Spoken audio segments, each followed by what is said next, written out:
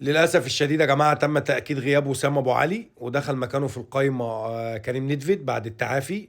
الحمد لله على عوده كريم، واتمنى الشفاء العاجل لوسام ابو علي، اللعيب اللي انا شايفه مش محظوظ خالص، لان هو بدأ بدايه كويسه جدا مع النادي الاهلي في مباراه البلديه. حتى في افريقيا لما نزل في الشوط الثاني بصراحه كان عامل مباراه مميزه. زي ما قلت لكم، وسام بيتميز بان هو تحركاته ايجابيه كلها. ضغطه العالي بيبقى اجريسيف وبيبقى ايجابي، وبيقدر يستخلص الكره من المدافعين. بيتحرك كتير في الملعب، بيخلق فرص تمرير لزمايله في نص الملعب بشكل كبير. لعيب انا بشوفه مميز، ان شاء الله هيفيد النادي الاهلي في الفتره اللي جايه كتير جدا. وبالنسبه طبعا للقايمه، انا بشوف ان القايمه الحمد لله فيها خيارات كتيره جدا مع مارسيل كولر. هو دلوقتي عنده في الفراوده بس هم اتنين، موديست وكهربا. طبعا كل الاهلاويه او كل الشعب المصري تقريبا يتمنى كهربا، او شايف ان كهربا هيكون اميز من موديست في الحته دي.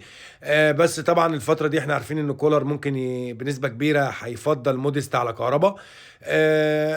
ما علينا، ايا كان اللي هيلعب. انا بس كل اللي بتمناه ان كولر يكون مركز وموفق، ويكون اللعيبه موفقين في ارض الملعب. واحنا عارفين ان مباراه القمه طول عمرها 50-50، واللي في يومه هو اللي بيكسب المباراه. اللي في يومه بدنيا ونفسيا وذهنيا هو اللي بيكسب المباراه.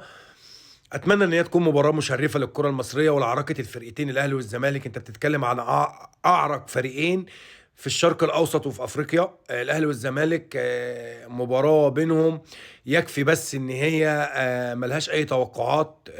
انا بشوف ان المباراه 50-50. زي ما قلت لكم، اللي هيبقى موفق في اليوم ده يوم المباراه في قلب الملعب هو اللي هيقدر يفوز بالمباراه.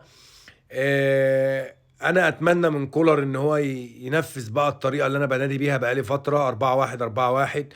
عنده القماشه، عنده الكواليتي بتاع اللعيبه اللي يقدر ينفذ الكلام دوت.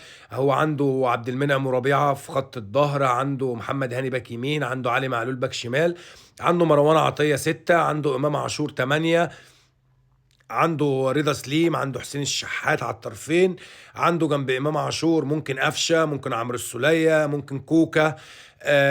في خيارات كتيره جدا في رقم 8 التاني اللي جنب امام عاشور. وممكن يلعب قدام بقى زي ما انا قلت لحضراتكم، هو ممكن يلعب بموديست، او انا افضل كهربا. 4-1 4-1. تشكيل الاهلي مش محتاج بيرما. اتمنى ان كولر يكون موفق ويقدر يختار التشكيل اللي يكون موجود ومتواجد بنديه قدام نادي كبير زي نادي الزمالك في اليوم دوت. انا كلمتكم عن الطريقه سريعا كده وعن القايمه والغيابات، بس ان شاء الله هنتكلم على المباراه قبلها. سلام.